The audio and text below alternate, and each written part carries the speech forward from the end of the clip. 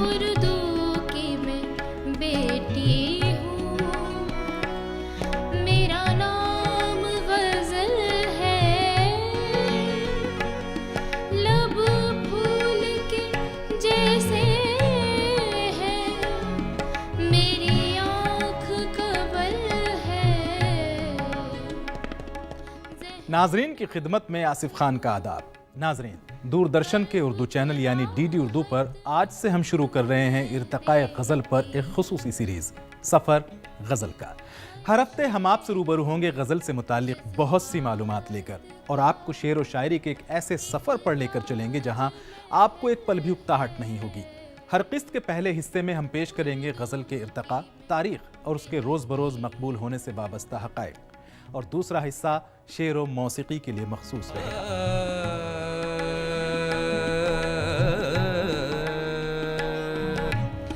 بچپن میں ولی نے میرے نخرے اٹھائے،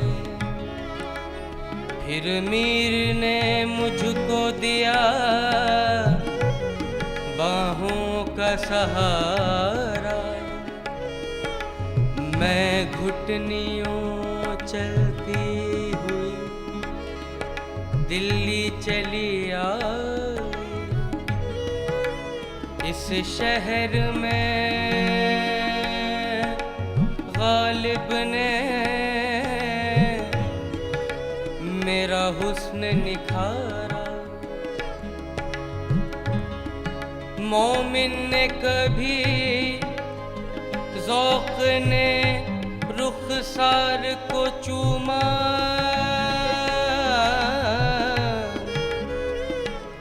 پھر ناصف و آتش نے ہے زلفوں کو سنوارا،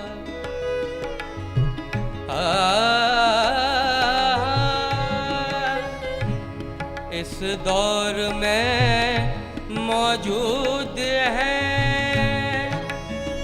لاکھوں میرے عاشق،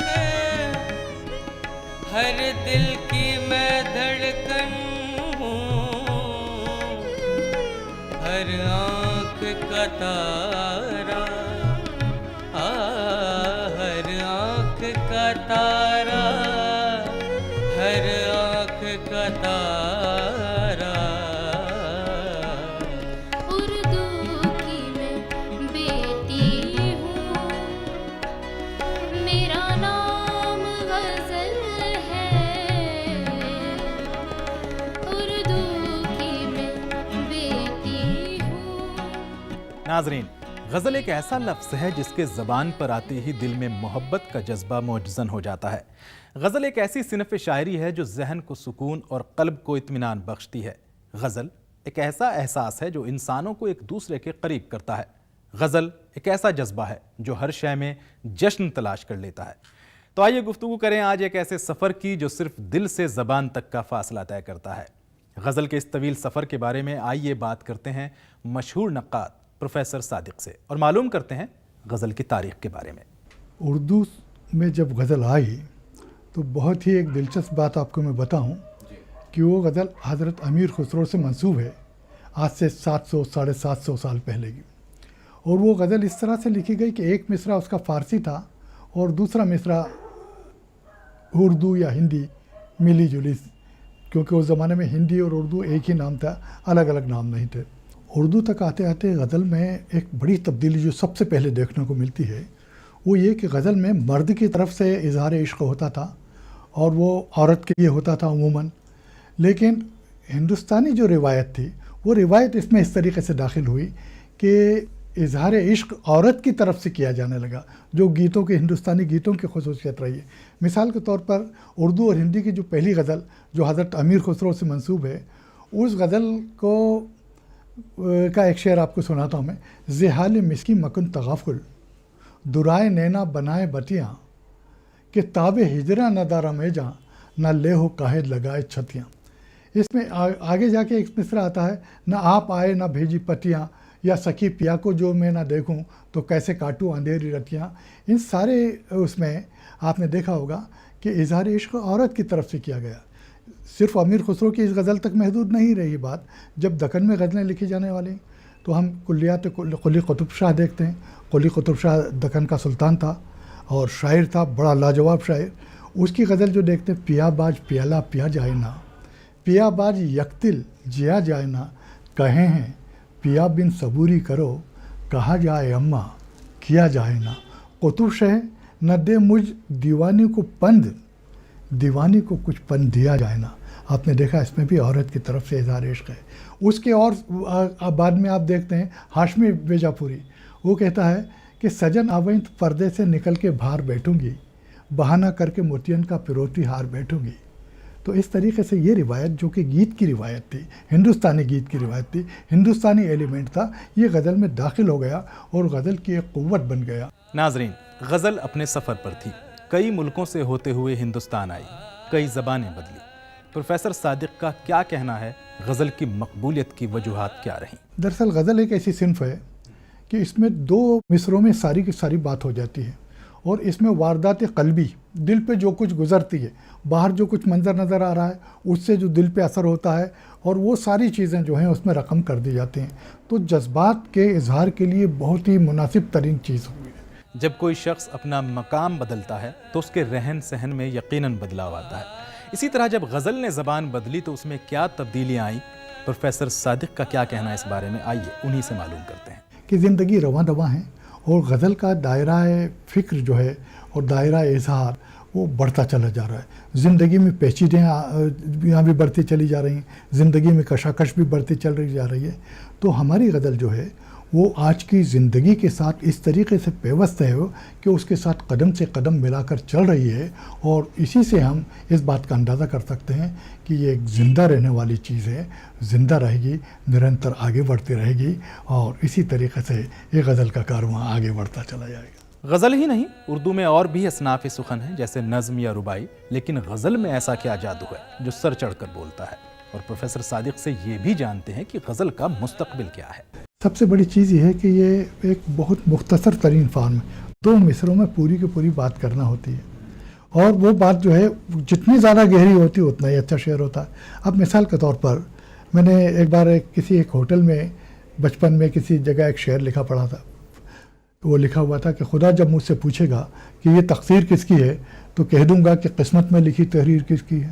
تو ناظرین, جیسا کہ ہم آپ کو بتا چکے ہیں کہ پروگرام کا یہ حصہ مخصوص ہے غزل خوانی اور غزل سرائی کے لیے, تو اب آپ کو لے چلتے ہیں ایک نئے سنگ میل کی طرف. اس حصے میں ہر ہفتے آپ کو ملوائیں گے ایک معروف شاعر سے اور ان کی ایک غزل سنوائیں گے کسی مترنم آواز میں. تو آئیے سفر غزل کا کے اپنے اس پہلے ایپیسوڈ میں آپ کو روبرو کراتے ہیں آج کے ایک ممتاز اور مشہور شاعر جناب وسیم بریلوی سے. وسیم بریلوی صاحب گزشتہ 6 دہائیوں سے ملک کی شاعری پر چھائے ہوئے ہیں. ان کا پرفکر کلام اور ان کی مسحور کن آواز نے پوری دنیا کے اردو داں طبقے کو اپنا دیوانہ بنا رکھا ہے. وسیم بریلوی نہ صرف ادب کی دنیا پر چھائے ہوئے ہیں بلکہ مشاعروں کے بھی وہ بے تاج بادشاہ ہیں. ان کے اشعار لاکھوں لوگوں کو یاد ہیں. ان کے اشعار کے ذریعے سے لوگ اپنے جذبات کا اظہار کرتے ہیں. ناظرین, کہتے ہیں کسی بھی شخص کو شاعری ایسے ہی نہیں آ جاتی. شاعر بننے سے پہلے قدرت اسے احساسات کی بھٹی میں تپاتی ہے, اور یہ تپتے ہوئے احساسات ہی شعر کے سانچے میں ڈھل کر اس کے درد, کرب اور جذبات کی ترجمانی کرتے ہوئے باہر آتے ہیں. وسیم صاحب کی ابتدائی زندگی اور ان کے شاعر بننے کی پوری داستان آئیے انہی سے سنتے ہیں. میں ایک ذمہ دار گھرانے سے تعلق رکھتا ہوں, اور ننیال اور ددیال دونوں کی طرف سے ذمہ داری تھی, لیکن انفارچونیٹلی جب ہم طرح سے سنبھلے تو ہماری ددیال کی جائیداد وغیرہ تو سب کچھ وجوہات کی بنا پر بہرحال یہ کہ ہمیں ننیال میں رہنے کا شرف حاصل ہوا. اور ظاہر بات ہے کہ ننیال میں جو بچے رہتے ہیں ان کی تربیت میں کچھ چیزیں ایسی آ جاتی ہیں نفسیاتی طور پر کہ جو ان کی محرومیاں بن جاتی ہیں. میرے گھر میں شاعری کا ماحول تھا, میرے والد صاحب خود شاعر تھے, اور میرا علمی گھرانہ تھا, مطلب فقیر حضرت شیخ سماع الدین صاحب کی اولاد میں ہم ہیں, تو ہمارے یہاں تو یہ طے ہے کہ ہمارے یہاں رزق جو ہے وہ بھی علم سے آ گیا یا قصاص سے آ گیا. تو وہ تمام نسبتیں ہوتی ہیں جو آپ کو کہیں یعنی بکھرنے نہیں دیتی ہیں، یا مثال کے طور پر آپ کو لڑکھڑانے نہیں دیتی. وہ تمام اثرات جو ہیں یقیناً کہیں کار فرما رہے ہوں گے، چونکہ میں اس وقت اتنا باشعور نہیں تھا کہ کون بچا رہا ہے، کون تباہی سے بچا رہا ہے، بس کوئی چیز تھی جو مجھے روکے ہوئے تھی. اس تمام چیزوں کے بیچ میں نکل کر جب راستہ شاعری کا آیا اور شاعری میں اپنے آپ کو ایک سکون ملنے لگا، شعر کہہ کر سکون ملنے لگا، تو مجھے ایسا لگا کہ صاحب میرے پاس ایک ہتھیار ایسا آ گیا کہ جس سے میں بھی لڑائی لڑ سکتا ہوں. وسیم صاحب مشاعروں کی کامیابی کی ضمانت مانے جاتے ہیں. اور ناظرین، آئیے وسیم صاحب سے معلوم کرتے ہیں کہ وہ مشاعرے کے اسٹیج تک کیسے پہنچے اور اپنی اس شہرت کو وہ کیسے لیتے ہیں. کہ میں لائبریری سے مشاعرے میں پہنچا ہوں، میں قہوہ خانے سے نہیں پہنچا ہوں. میں پورا سب کچھ اپنا سفر وہاں طے کرنے کے بعد، تو میرے سامنے ایک بہت بڑا چیلنج یہ تھا کہ میں جس دور میں داخل ہوا تھا وہاں پر روایتی قسم کی شاعری کا ایک دور چل رہا تھا. ایک خاص طرح کی پوشش جو تھی وہ مشاعرے کا حصہ تھی. میرے پہناوے پر اعتراض ہوا کہ صاحب یہ لباس جو ہے مشاعرے کے لیے قابل قبول نہیں ہے. میں نے کہا کہ جناب علی، مشاعرہ میری منزل نہیں ہے. تو ان کا پھر مشاعرے میں نہ آئیے. میں نے کہا آؤں گا، اس لیے آؤں گا کہ مجھے جو بات کہنی ہے، مجھے اس سے بڑا اسٹیج دنیا میں کہیں نہیں دکھائی دیتا، اور دنیا کی کسی زبان کے پاس نہیں ہے. اگر مجھے ایکسیپٹ نہیں کیا گیا تو گھر بیٹھ جاؤں گا. شہرتیں جو ہیں، ایک ہے شہرت، ایک ہے مقبولیت، ایک ہے محبوبیت. شہرت، محض شہرت تو کئی ذریعوں سے ہو جاتی ہے، کئی طریقوں سے، لیکن شہرت کے ساتھ ساتھ وقار، شہرت کے ساتھ ساتھ لوگوں کے دلوں میں احترام، اور اس کے بعد پھر وہ اگلی منزلیں کہ محبت، محبوبیت، مقبولیت، یہ سب چیزیں خدا داد ہیں. اس پر کوئی آدمی ناز کرے یا کوئی کہے کہ میری لیاقتوں کو اس میں دخل ہے، تو میرے خیال میں اس سے زیادہ نادانی کی کوئی بات نہیں ہو سکتی. وسیم صاحب دلی اور لکھنؤ کے درمیان بسے یوپی کے ایک شہر بریلی میں پلے اور بڑھے. آئیے ان سے معلوم کرتے ہیں ان کی شاعری پر دبستان دلی کا رنگ چڑھا یا دبستان لکھنؤ کا. ہر جگہ کی اپنی کچھ روایات ہوتی ہیں. دہلی اسکول کے اپنے مطالبات تھے، اس کے بعد حالات بدلے، لکھنؤ اسکول کے اپنے مطالبات ہوئے، اور میرے خیال میں تو شاید دنیا کے کسی زبان کے ادب میں یہ خانہ بندی نہیں ہوئی ہے جیسی کہ ہمارے یہاں ہوئی ہے کہ آپ نے اس کو اسکولوں بٹ. ہاں یہ صحیح ہے، کچھ شہروں کو بھائی دلی میں سرپرستی قومی سطح پر ہو رہی تھی. ظاہر بات ہے کہ اس وقت شاعر کے پاس کوئی ذریعہ معاش ایسا تو ہوتا نہیں، اس وقت تو یہ مواقع تھے نہیں. اگر وہ فنکار ہے کہہ رہا تو اس کو سرپرستی چاہیے تھی دربار کی، ہے نا.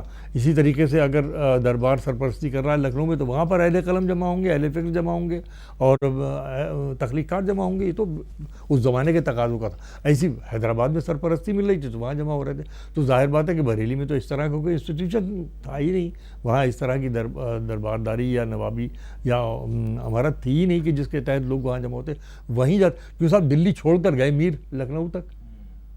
اگر کوئی مرکز بریلی ہوتا ایسا کہ وہاں پر وہ سرپرستی مل سکتی ہوتی، شاید کم فاصلہ طے کرتے، لکھنؤ تک کیوں جاتے. اسی طریقے سے رامپور تھا، رامپور کے اندر بھی اسٹیٹ تھی، وہاں پر بھی. تو اس زمانے کے تقاضے مختلف. میں تو اس معاملے میں جگر صاحب کو بہت دعا نکلتی ہے کہ انہوں نے اس مخصوص معاشرے سے، اس منتخب معاشرے سے نکال کر شاعری کو بازار میں لائے، اور بازار میں لا کر یعنی انہوں نے ان محفلوں کو آ رہا تھا کہ جس کے اندر تمام لوگ شرکت کر سکیں. چنانچہ وہ ایک درباروں کی محفل، عمرا کی محفلوں سے نکل کر عوام کے بیچ میں آئی. ناظرین، موسیقی اور غزل کا آپس میں ایسا رشتہ ہے جیسا دھوپ اور چھاؤں کا. آئیے وسیم صاحب سے ہی جان لیتے ہیں کہ موسیقی اور غزل کا رشتہ ان کی نظر میں کیسا ہے اور ایک اچھے شعر کی تعریف کیا ہے. میں گائکی اور ترنم، اس میں بڑا بنیادی فرق ہے. گائکی جو ہے وہ سیکھی جا سکتی ہے، انسٹیٹیوشن ہے موجود، موسیقی سیکھ لیجیے آپ، سیکھی جا سکتی ہے. ترنم سیکھا نہیں جا سکتا. ترنم اگر وجود کا حصہ نہیں ہے تو پھر وہ شعر کا حصہ نہیں ہو سکتا، تب وہ شعر کی ترسیل کا ذریعہ نہیں ہو سکتا. جس کو آپ ترنم کہتے ہیں یا آواز کہتے ہیں، تو جو بڑے بڑے تحت میں پڑھنے والے میں نے دیکھے بھی ہیں، سنے بھی، وہ بھی گنگنا کے شعر کہتے ہیں. ان کا ترنم ایسا نہیں ہوتا کہ وہ اسے پیش کر سکیں، لیکن اندر کا ردم، اندر جو اس کے موسیقی ہے، آپ کا میوزک ہے، وہ اس کا حصہ بنتا ہے، تو وہ گنگنا کر شعر کہتے ہیں. اب اگر وہ حاوی ہو جائے اور شاعری پیچھے چھوٹ جائے تو نقصان ہے شاعری کا. چونکہ ترنم تو وقت کے ساتھ ہے. آج سن رہے ہیں آپ، اچھا لگ رہا ہے آپ کو، کر آواز خاموش ہو جائے گی، باقی رہے گا آپ کا کلام. تو بنیادی توجہ جو ہے وہ شاعر کو اپنی کنٹینٹ پہ دینا ہے، اپنی شاعری پہ دینا ہے، اپنا جو احساسات ہیں ان کو کس طریقے سے وہ لفظوں کا جامہ پہنا رہا ہے، کیسے پہ کر عطا کر رہا ہے، اس پہ دینا ہے. ناظرین، وسیم صاحب کی شاعری کا اہم پہلو ہوتا ہے ان کی غزلوں کا مضمون. ان کا ہر شعر اپنے مضمون اور الفاظ کے انتخاب کی وجہ سے بہت اچھا مانا جاتا ہے. آئیے انہی سے جانتے ہیں کیا شے ہے کسی شاعر کو جو اچھی شاعری کے لیے مجبور کرتی ہے. نو ڈاؤٹ مطالعہ آدمی کے ذہن کو وسیع کرتا ہے، خیرات، مگر اس سے بڑی چیز جو ہے وہ ہے قدرت کا دیا ہوا انسان کے پاس وہ شعور جو مطالعہ کتب سے زیادہ مطالعہ کائنات کی دعوت دیتا ہے، جو مطالعہ حیات کے میں رچ بس جاتا ہے، جو مطالعہ کائنات میں رچ بس جاتا ہے، وہ کسی ادارے کے بس کا نہیں ہے، وہ کسی کتاب کا بس کا نہیں ہے، وہ قدرت کی دین ہوتی. یہ کریٹیوٹی جب اس مقام پر آتی ہے تب وہ ایکسیپٹیبلٹی اختیار کرتی ہے. ناظرین، امید ہے وسیم بریلوی صاحب کے ساتھ یہ گفتگو آپ کو بیحد پسند آئی ہوگی. آئیے اب وسیم صاحب سے گزارش کرتے ہیں کہ وہ اپنی ایک غزل ہمیں سنانے کی زحمت گوارا کریں. ملاحظہ فرمائیں. ذرا سا قطرہ کہیں آج اگر ابھرتا ہے، ذرا سا قطرہ کہیں آج اگر ابھرتا ہے،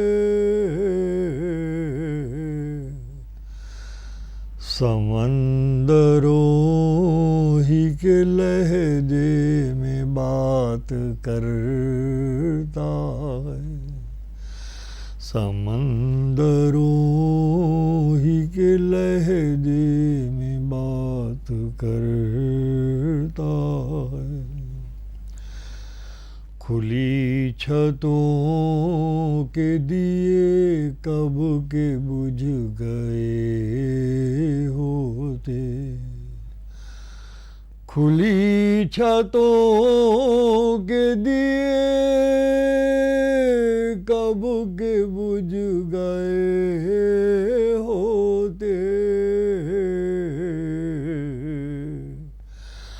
کوئی تو ہے جو ہواؤں کے پر کترتا ہے، کوئی تو ہے جو ہواؤں کے پر کترتا ہے، شرافتوں کی یہاں کوئی اہمیت ہی نہیں، شرافتوں کی یہاں کوئی اہمیت ہی نہیں، کسی کا کچھ نہ بگاڑو تو کون ڈرتا ہے، کسی کا کچھ نہ بگاڑو. یہ شعر سنیے بطور خاص. زمین کی کیسی وکالت ہو پھر نہیں چلتی،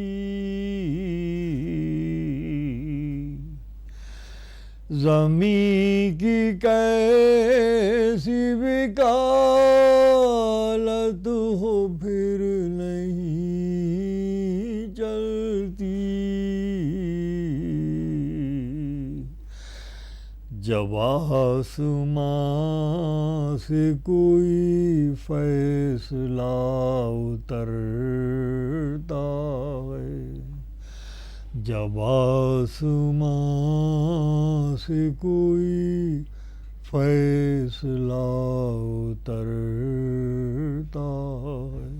آخری شعر پیش کرتا ہوں کہ تم آ گئے ہو تو پھر چاندنی سی باتیں ہوں، زمین پہ چاند کہاں روز روز اترتا. کیا بات ہے. ناظرین، یہ تھے وسیم بریلوی صاحب جو اپنی ایک غزل سے ہمیں نواز رہے تھے. اور آئیے اب آپ کو وسیم صاحب کا کلام سنواتے ہیں ایک نوجوان اور مترنم آواز میں.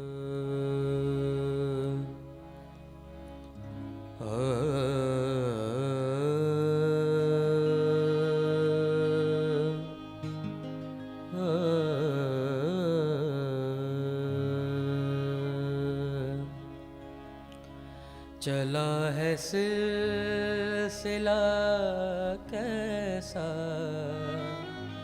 یہ راتوں کو منانے کا. چلا ہے سلسلہ کیسا یہ راتوں کو منانے کا. تمہیں حق دے دیا کس نے دیوں کے دل دکھانے کا. تمہیں حق دے دیا کس نے دیوں کے دل دکھانے کا. چلا ہے سلسلہ کیسا یہ راتوں کو منانے کا.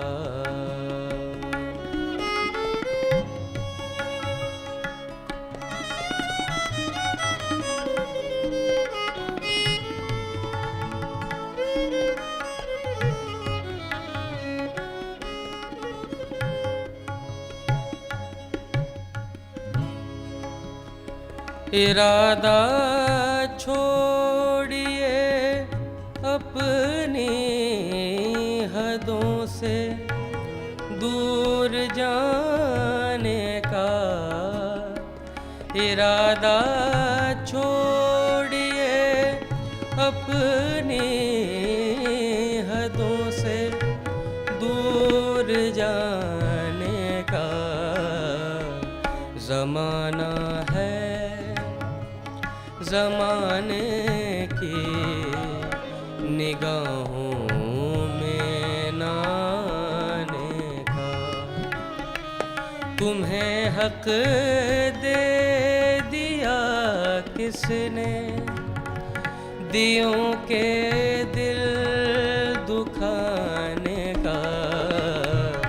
چلا ہے سلسلہ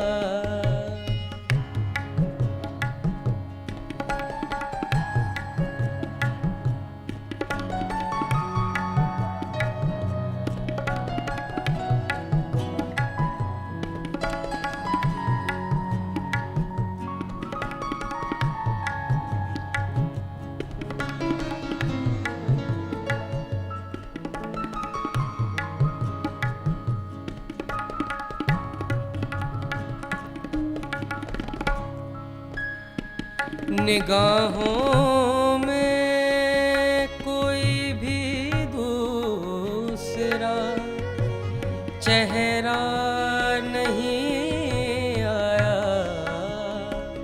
نگاہوں میں کوئی بھی دوسرا چہرہ نہیں آیا.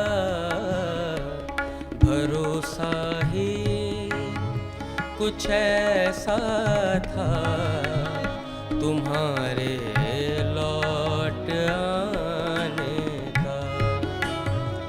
تمہیں حق دے دیا کس نے دیوں کے دل دکھانے کا. چلا ہے سلسلہ. ناظرین، اس پروگرام میں ہم نکلے ہیں کہ ایسے سفر پر جہاں غزل کی خوبصورت دنیا ہمارے چاروں طرف اپنی وسیع باہیں پھیلائے کھڑی ہے، لیکن گھڑی کی سوئی کا مطالبہ کچھ اور ہی ہے. اس لیے فی الحال آصف خان کو دیجیے اجازت. اگلے ہفتے آپ سے پھر ملاقات ہوگی اسی سفر کے دوران، اور ہم بات کریں گے غزل کے ارتقاء کے بارے میں اور آپ کو ملوائیں گے ایک اور مشہور شاعر سے. तो देखते रहिए अपना पसंदीदा चैनल DD उर्दू। उर्दू